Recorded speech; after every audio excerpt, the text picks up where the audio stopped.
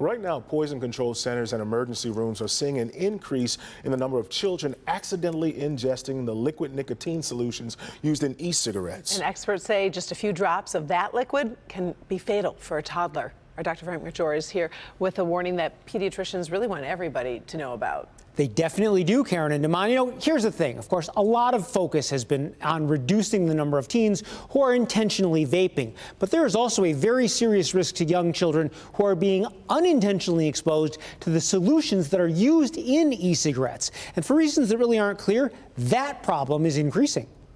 Children are accidentally ingesting these solutions more and more often. Cases hit a 10-year high in 2022, with about 7,000 accidental child ingestions reported to poison control. By the end of July of this year, that number was already close to 4,500, on track to surpass last year's record number. I do think having these vapes that are packaged and targeted towards children are an accident waiting to happen. Dr. Kristen Gonsalves is a pediatrician at U of M's Mott Children's Hospital and says the consequences can be devastating. Moderate symptoms would include balance changes, breathing changes, kind of change in mental status in a child.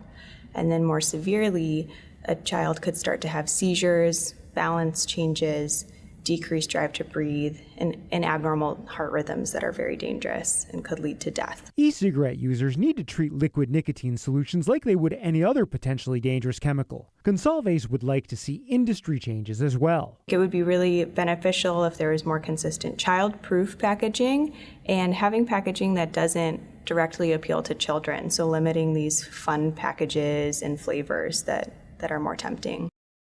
Now, any child that accidentally ingests this liquid needs to be seen immediately in an emergency room.